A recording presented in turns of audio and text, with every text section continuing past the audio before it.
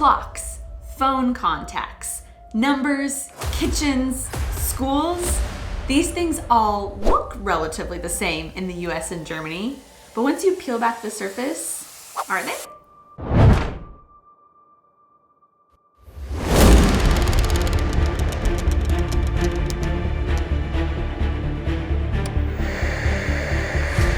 Hey guys, and welcome back to our channel. This is my wife Aubrey and I am Donnie. We are two Americans currently living in Germany, and we are sharing all of our experiences and our travels here on our channel. And today we are bringing to you 6 differences in the way that Germans write, say, or show numbers than how we do it in the US. This video is part 2 of most likely just a 2-part series. And this video isn't dependent on you having already watched the first one, but still go check it out. And like we mentioned in the first video, all of these things may not be specific to just Germany or to just the US, and can be found in other countries as well, but we're just talking about 2 countries that we have lived in and things that we have seen and experienced. But if you're from another country that does things the same way that they do in the US or in Germany, let us know in the comments. And like always, there are always exceptions to the majority. Just because you're German doesn't mean you will always do things the German way, and because you're American doesn't mean you will always do things the American way. In our last video, one thing that we talked about was our confusion with the way that German phone numbers are written, and a lot of you replied with really great explanations of all that cleared up a lot of our questions. But a new difference emerged from us after reading all of your comments, and a lot of you mentioned the way that you store your phone numbers, and we found out it is different than the way that we store phone numbers in our phones in the US. A lot of our German viewers commented that whenever they save a phone number, they go ahead and save it with the country code. And this makes sense because if you're from Germany, there's a high likelihood that you're going to be traveling outside of the country and need to call back home, or that you will need to call someone from a different country. And this is something that we had never encountered being from the US. I don't think we had ever saved a country code on our phones or had ever used a country code. According to the US Department of Commerce, in 2018, about 90 million Americans, or 28% of the US population, traveled outside of the United States.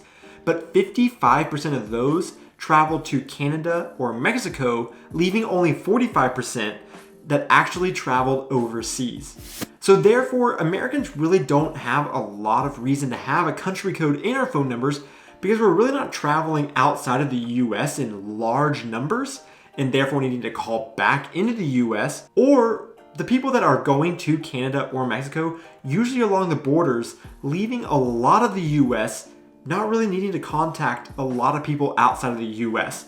So normally whenever we put phone numbers into our contacts, we will just enter the area code inside the US and then the rest of the number, completely leaving out a country code, and leaving a lot of Americans to never even use a country code. Unlike in Germany, where everything is pretty condensed and you can quickly and easily travel throughout Europe, causing a need for country codes. Time is also kept differently in the US than it is in Germany.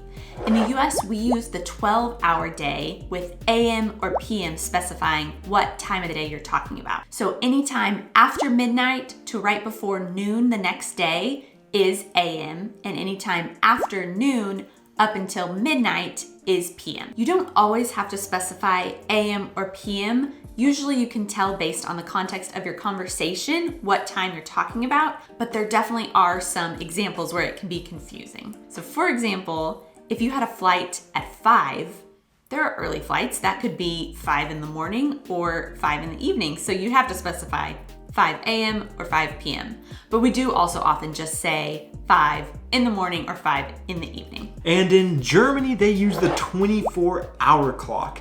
They have no AM or PM system like we do in the US, and simply after noon or 12 o'clock, they just go to 13 or 14 rather than 1 and then 2. But this system is not completely unfamiliar to Americans, because in the US, the 24-hour clock is used by our military and is known as military time, unlike in Germany where it is simply just known as time. Now, Aubrey worked in a hospital back home, and so she is used to the 24-hour clock because hospitals will also use a 24-hour system. And then I was in a military organization in college, and so I also became familiar with the 24-hour clock. Even though neither of us are in the military, we still know the clock. But it is very common still to come across a lot of Americans where if you tell them, hey, let's meet at 1600 or just 16, they will not know that you're talking about 4 o'clock because it is not widely used in the civilian world. The 24-hour system in Germany is used for official times like train times or business meetings, but it's not uncommon for a friend to ask if you want to get lunch at 1, but based on context, you know that they're not asking you to get lunch in the middle of the night. And we're not sure why the 12-hour system is sometimes used in Germany. It might be because of analog clocks and being used to seeing the 12-hour system on those. But all we know is that Germans are not always strictly exclusive with the 24-hour system. Germans also say the time a little differently than we do in the US. For example, a German could say, es ist halb fünf,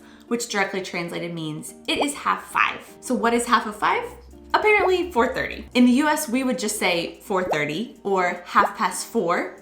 So I guess we're more glass is half full kind of people. I don't know. In part 1 of our number series, we have already talked about the difference between Germans and Americans in writing the order of dates. But another difference there is the way that we write ordinal numbers. So the way we write first, second, third, fourth, and so on is different between the US and Germany. An example would be today's date, May 6th. In the US, we would write it like this, and in Germany, we would write it like this.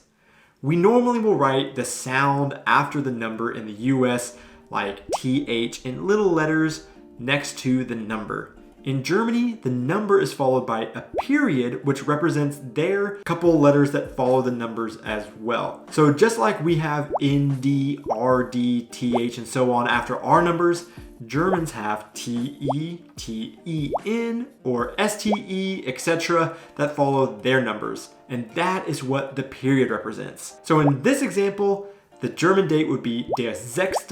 Mai. The grading system in schools in the US is based on letters, with A being the best grade and F being the worst grade. For some reason we skip E though, I'm not sure why. But our GPAs, or our grade point average, is based on numbers, with a 0 being the worst and a 4 being the best. The grading system in German schools is the opposite of ours, with a scale of 1 to 5, with 1 being the best and 5 being the worst. This varies a little state by state, but overall, it's basically this system. We just recently did a video where we cooked German food with German recipes completely without translating it, and you can see how that went if you want to go check out that video. But that is also where we learned it is very important in Germany, if you're going to be cooking, to have a kitchen scale. And that is because the way that recipes give ingredients in Germany are different than how they do it in the US. Now we know there are differences in the metric system being used here in Germany and the imperial system in the US, but in German recipes, they give ingredients in weight versus in the US where we give ingredients in volume. So an example would be a recipe in Germany saying use 200 grams of sugar, and the exact same recipe in the US would say use 1 cup of sugar. So in Germany, you will want to use a kitchen scale to weigh that out, but in the US, we would use measuring cups to get that amount. But in the end, it is the exact same amount of sugar. And like we like to say in the US, there's more than one way to skin a cat. And now, on to our biggest, most confusing, and most dramatic numbers difference between the US and Germany. But first, if you have liked this video, please hit that like button.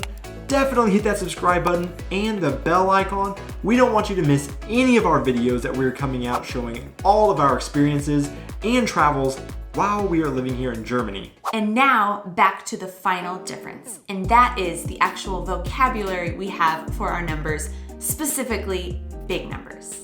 For example, Million in German is Million. Easy enough. But that's where it ends. It gets really confusing after that. Billion in German is Milliarde. And what is actually a trillion in English is Billion. And it just keeps going from there. Quadrillion is Billiarde, and quintillion is finally trillion. These are known as false friends, or words that look similar between the two languages, but actually have different meanings. Now let us know any differences that you know of between German and American number systems. Again, go check out part 1 of our video because maybe some of that you were thinking of are also already in that video. And finally, thank you again for checking out this video. We really appreciate it if you hit the like button and subscribe, and we will see you in our next video. Cheers! We are presenting to you a 2-part series. what? Clocks. Numbers? That's the whole thing. The U.S. Department. It's 23:59 and then 0. There's never 24.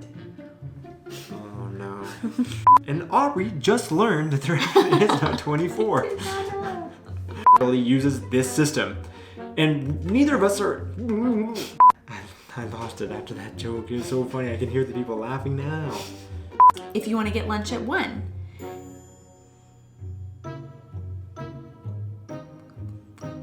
Germans also tell time a little differently. No, Germans also say the time a little differently.